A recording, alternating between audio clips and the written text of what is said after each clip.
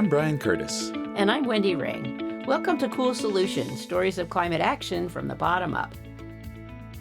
Half of U.S. households can't put solar panels on their roofs because they're renters, their roofs are unfit due to orientation, shade, and weight-bearing capacity, or because they just can't afford it. But community solar provides a way for those folks to get the benefit of solar energy and lower bills as well. The most common form of community solar is when a utility or solar developer puts up a solar farm and signs up community members as subscribers who get credit for that energy on their electric bills. Since new solar is now around 30% cheaper than fossil fuel power plants, subscribers get power at a 5 to 10% discount. But most of the savings leave the community as profit for the owners and investors. It doesn't have to be that way. Communities can build and own their own solar. We've got stories for you from the Pacific Northwest about folks doing just that. Like the Hummingbird Project in Olympia, Washington. It could have been named after another bird, the phoenix, rising as it did from the ashes of defeat. It was 2018, and Washington State had a carbon tax on the ballot for the second time after a previous initiative failed in 2016. Supported by a broad coalition, including tribes, environmental groups, health advocates, and labor unions, the $15 per ton tax would go toward renewable energy and transitioning displaced workers. Mason Rolfe, a recent graduate of Evergreen College, and some of his friends and former classmates worked tirelessly on the campaign. But despite financial backing from billionaires Tom Steyer, Michael Bloomberg, and Bill Gates, they were outspent 2-1 by big oil. It became the most expensive ballot initiative fight in Washington history, so we lost, and it was really disappointing. Mason and local campaigners were sitting in someone's living room, licking their wounds, and trying to decide what to do next. It was myself, one of the local campaign organizers for the ballot initiative, and a couple friends from college. We really wanted to find a way that we could not only talk about climate change, but actually see something get done.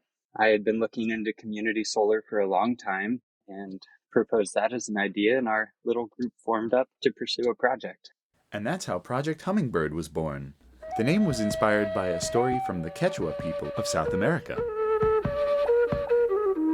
There's this huge wildfire burning through the forest. And as it consumes the forest, all the woodland animals are running from their homes and trying to seek shelter by a lake. They're sitting there bemoaning the loss of their homes, and out of the woods comes flitting a little tiny hummingbird. And the hummingbird goes right into the water, picks up a little drop of water, and flies off back into the woods. And it comes back and does it again and does it again, and all the other animals are saying, "Little hummingbird, what are you doing? This fire is so big, and your beak is so small. What could you be thinking to try to drop water on the fire?" And without even pausing, the hummingbird says to them, "I'm doing what I can." The group's first task was finding a location. They set their sights on the 9,000 square foot roof of Olympia's Hands-On Children's Museum. The museum had a brand new metal roof, so it was perfect. We made presentations to their board, convinced them to work with us, even though we were just a group of millennials. But when they got to the point of contracting for the use of the roof, being a group of millennials wasn't enough. The museum said, "We can't just work with a random community group, we need an organization." And so our team packaged together the whole project information into this big proposal, and we pitched it to a local nonprofit that works on climate issues. And they said that they would not sponsor the project because they didn't feel it was economically viable. This is a climate-focused nonprofit.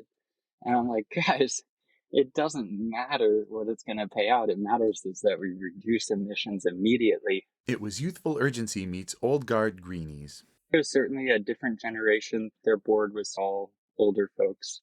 Our team wanted to take on physical local projects, and this nonprofit was more focused on incremental policy change. So the day after we heard the news that they would not sponsor the project, we went and incorporated Olympia Community Solar. After we secured the partnership with the museum to use their rooftop, our team put together a solar request for proposal. So we put all the information about the museum, its building plans, its energy consumption history, our goals for the project into a document, and sent that around to every solar installer we could find in the area. We received proposals from 4 different installers, and we reviewed them for the equipment quality and warranties, the installer's reputation and history.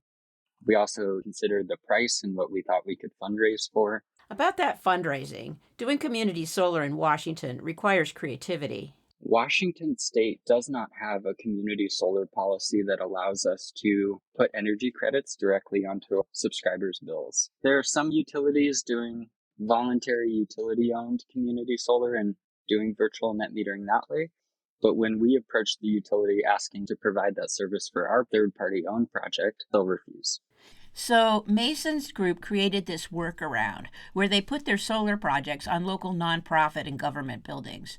Mason talks about community members owning the panels, but it's more accurate to say they're lending Olympia Community Solar the money for the project in loans that come in solar panel-sized tranches.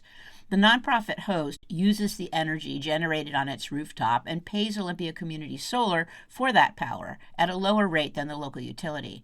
The proceeds from the energy sales are distributed back to the lenders until all the project costs have been recovered. Once the investors have been repaid, Olympia Community Solar donates the solar installation to the nonprofit host. The biggest thing most people in their early 20s buy is a car, and generally a used one at that. These young activists were taking on the purchase of a 298-panel solar installation. You know, it was really kind of scary looking at a $230,000 solar contract and thinking we could fund that was a huge question. We were really putting ourselves out there as a new organization. We didn't know if subscriptions were going to sell, but to secure all the partnerships, to have people sign up, you got to project the confidence that we're going to get it done. And one of the ways we did that was we would publish enrollment reports on our social media and on our website showing how far along the campaign we are, how many subscribers we have. And I think that really helped people feel like they're participating in a community effort rather than just, sending money off to who knows where. The moment that I realized that we might be able to do it was about a week after we opened enrollment. I went and checked the mailbox, and there's about 24 envelopes with participant checks in there. And I sat on the floor of my room, didn't even have an office at this point, and I opened them one by one. And it was really the first moment when I thought the project would be possible. And also really the moment I realized we had a responsibility to build the project for all of these folks that were relying on us to do it. And so it was the moment where I thought we could do it, and then also the moment when I knew we had to do it. That was February 2020. 3 weeks later, the pandemic hit. That really forced us to switch gears from our initial plan of doing tons of community outreach, enrolling people in person, to investing some money in a really nice website and setting up a whole online enrollment portal. Local investment in the project just kept coming. 97 participants now own a portion of its generation. The smallest participant owns about a half of one of the solar panels, and the largest participant owns about 60 of them. That largest owner turned out to be the museum itself. We invited the Children's Museum to be a nonprofit participant themselves, and community members had the opportunity to donate subscriptions to benefit the Children's Museum. So they actually ended up being the single largest subscriber of the project. Once we collect all that energy revenue after paying for expenses like insurance and cleaning the project, a big portion of it goes right back into their operating funds. Once we realized that that was an awesome approach to getting subscriptions donated and supporting the Children's Museum, we invited other local nonprofits to sign up, and we ended up having 14 local nonprofits participating in the project, and they ended up owning more than 60% of the project's capacity. So it's actually a majority nonprofit-owned project. Some of the money to build the projects also came from grants. Right towards the end, we had a really scary thing happen. I didn't know it at the time because I was so new to the industry, but one of the big grants we received for like $60,000 was reimbursement based. So we had to spend $60,000 and then they would pay out the reimbursement. And we did not have $60,000 in the bank account. So I actually ended up going to one of our biggest supporters of the project and asked them for a short-term loan, and they fronted $40,000 to help us pay the upfront costs. Yeah, without that person, it really couldn't have happened. The Hummingbird Project went live in February 2021. Both the Children's Museum and the Farmers Market are right in downtown Olympia. And so when I head to our office, I get to drive past the systems, and I am so proud to see them up on the rooftops. And also for Western Washington, our industry is very new. So to see solar arrays of this size is really rare. And so I'm really proud that other people will see it, know that it's working, know that, yes, even though we're one of the rainiest parts of the country, we can still have real economic benefits from solar.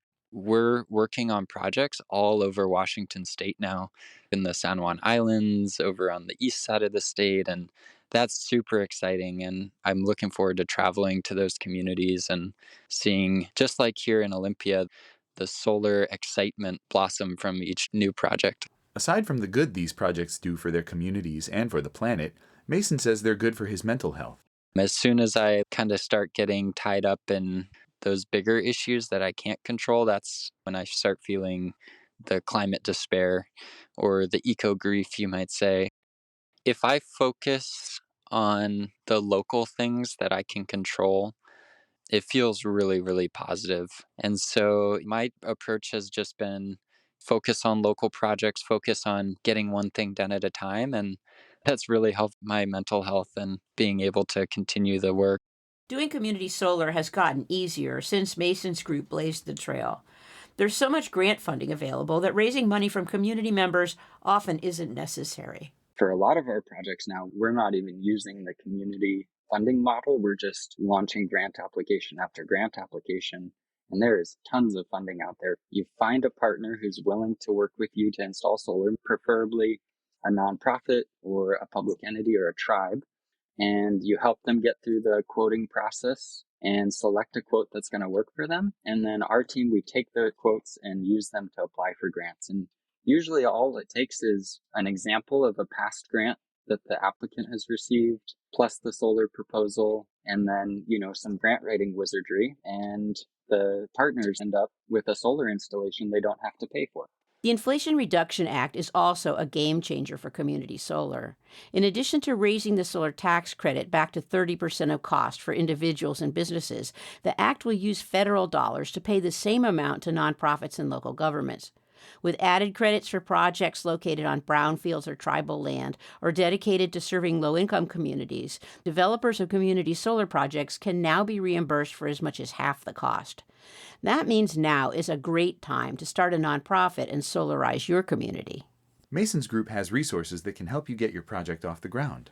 Check out our webpage. It's olysol.org. That's OLYSOL.org.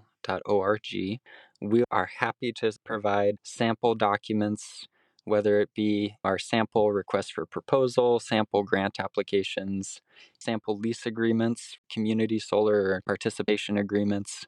Just write us an email, and I'd be happy to share that stuff.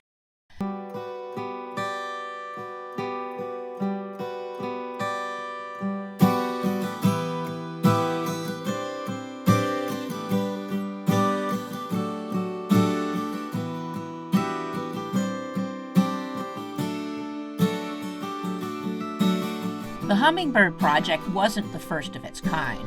The Oregon Clean Power Cooperative had been using a similar model to install solar on public and community buildings for several years.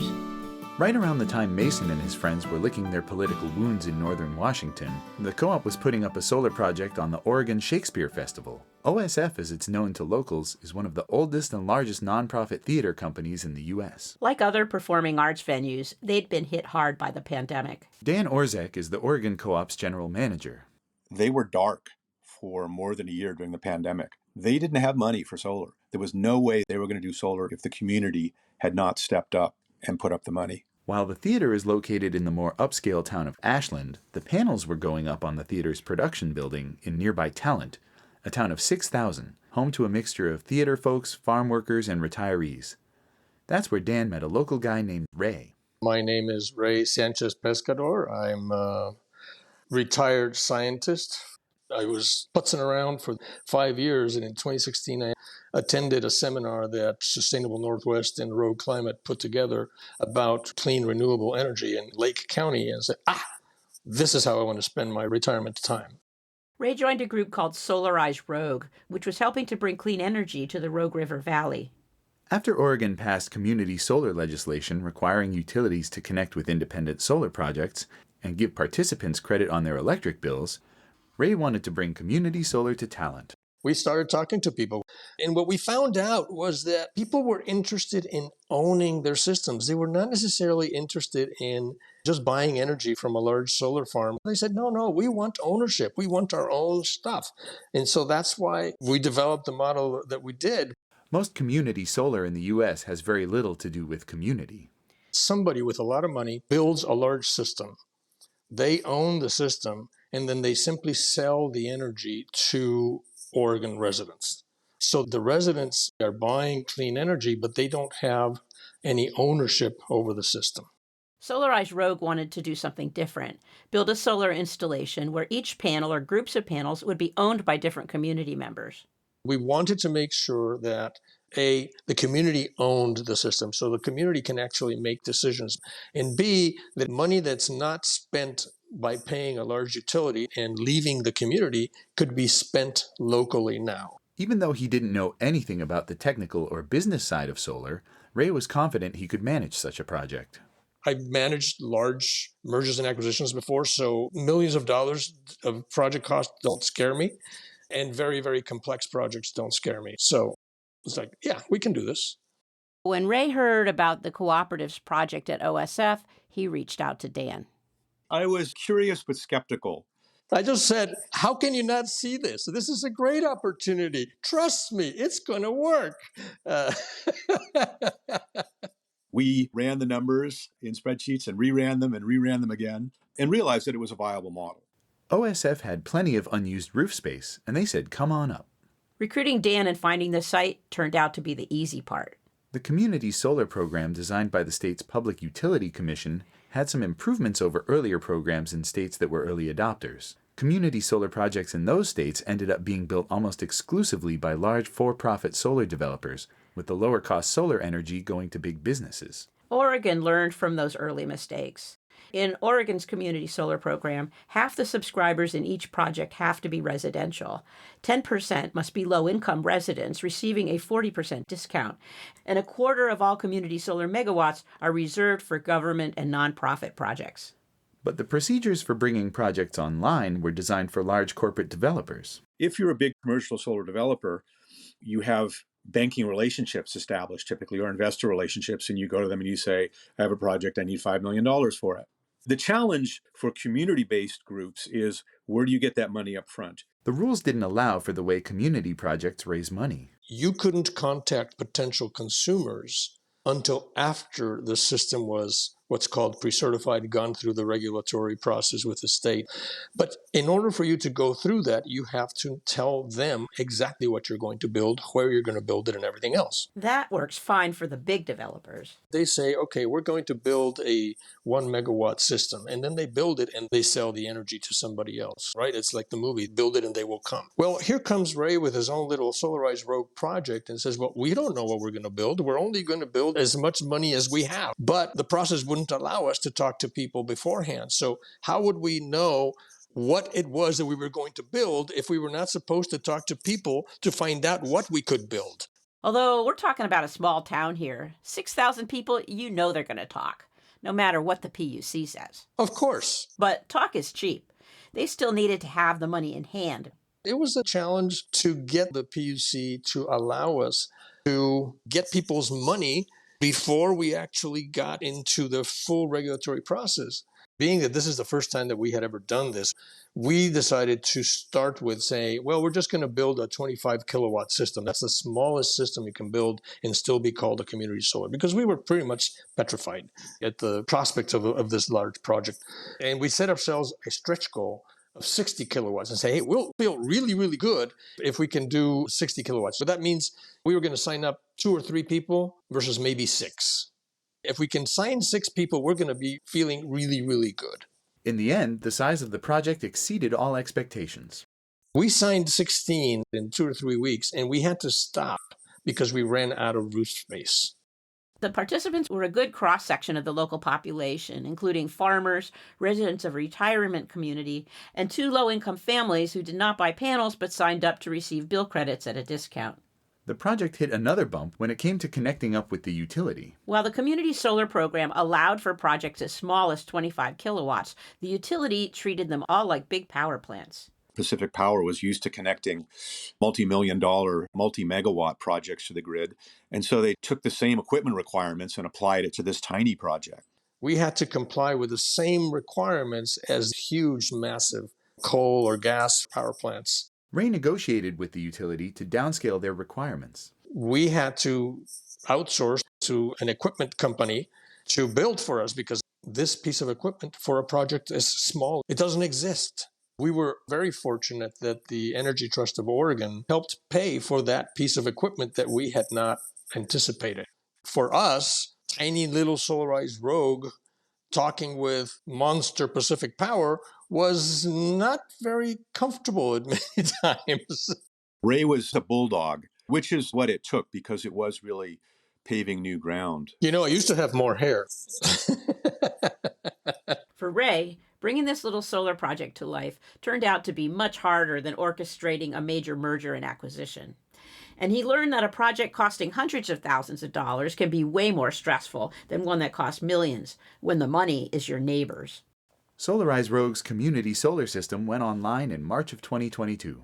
When the switch was finally flipped on, I was so relieved because it had been 2 years of angst, really. I did not feel comfortable with having invested other people's monies. So it was a huge relief to me when I first saw on the website that the system was actually starting to produce energy. Phew. The participants are thrilled. Many people would just simply say, that's sunk money, it's gone. I mean, I've already spent it. It's not like I'm a financing expert or whatnot. It left my checking account, it's gone. So from now on, my energy is free. How cool is that? The participants are sending me copies of their bills with a big zero in them. They're very, very excited, and they can't wait to tell their friends about new upcoming projects. And this is also true for the 2 low-income families. They can't wait to tell their friends, their neighbors, their relatives, anybody else that they can when a new project opens up to sign up for it. To date, we are one of only 3 community solar projects that are live in the state of Oregon. And we are the only participant-owned project in the state so far. But hopefully we're going to change that. Now that we've gone through the Oregon Public Utility Commissions, the utility company, we now know how to do this. And so we're moving forward to build more of these. Solarize Rogue and the Oregon Clean Power Cooperative are collaborating on new projects that extend beyond the Rogue Valley to the utility's entire service area. And while their first project was just 140 kilowatts, these new projects are 1 megawatt. One project they're exploring close to home is on a closed landfill that would provide power for the town of Talent, which is still recovering from a 2020 wildfire. We lost about half of our houses, and a lot of those were low-income housing. And so the city has been struggling for the last 2 years to bring citizens back into town. And so one of the things that we thought we could help the city with is to provide the energy from the system to low-income families. This would be a subscriber-based project with a dedicated focus on providing energy for low-income families. It's one of my favorite projects, to be able to help the city recover. Community solar can provide solar access to low-income people because it's less expensive than residential solar. The OSF project costs 30% less than putting the same panels on people's homes. Because of economies of scale, the cost on a per watt basis comes down. The larger the system, the more inexpensive it gets. Solarize Rogue and the co-op are working together on another participant-owned project with an irrigation district in south central Oregon. Southern Oregon is, like a lot of the West, in the middle of a major drought, and we're working with local irrigation districts where the members haven't gotten water allocations for years in some cases. With farms unable to grow hay, ranchers have to cull their livestock. Or they used to be able to lease it to someone who was grazing, 100 head of cattle on it, and now they can only do 20 because that's all the grass will support. Those ranchers and farmers are in danger of going out of business, losing their land, and every penny that they can save on electric bills helps. The system will provide power for 400 homes. As we'll learn in our next episode, farming and solar need not be exclusive. Promising research on agrivoltaics is taking place across the country, and the co-op is collaborating with Oregon State University's College of Agriculture on another community solar project where researchers will study how farming and solar can best work together.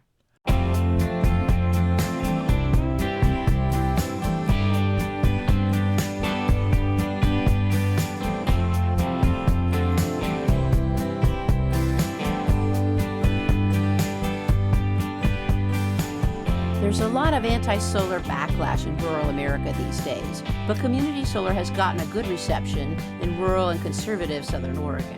There's a big difference between a large out-of-state solar developer who wants to come in and take 500 or 1,000 acres of your local farmland to put up solar, where the profits go who knows where out of state. There's a big difference between that and a community-based project where you live across the street or down the road and you own those panels, or you have invested directly in that project on your church or a local nonprofit or your kid's school. Local attitudes towards solar depend a lot on how you frame it. When you have conversations with folks about solar energy, if you position it around climate change in Southern Oregon, you're in a losing battle. However, nobody is against saving money. And so if you position it as, well, it's going to cost you a little bit of money, but then from that point forward, your energy is free. Free is something that people really like to hear.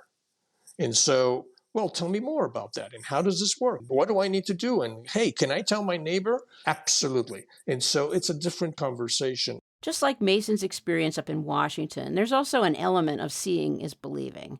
Visible solar that serves the community inspires the desire to do more. We keep getting phone calls from people not only who want to participate in one of these projects, but from people who bring us different ideas. It's really starting to germinate and trigger people's imagination as to what we can do. Solar energy has been so much of a focal point of the media and the climate drama that it seems like this futuristic, magical technology when really it's just an expensive appliance you stick on a roof.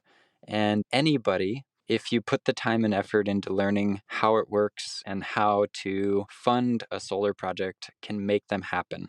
And so if you're listening to this and you want to work on a local solar project, go find a partner, get quotes from installers, and then start applying for grants, and you will be amazed at what you can do. You've been listening to Cool Solutions, stories of climate action from the bottom up. Thanks to Mason Rolfe, Dan Orzek, and Ray Sanchez Pescador for sharing their stories, and to Scott Holmes, Marca Quechua, Josh Woodward, and Silent Partner for our music.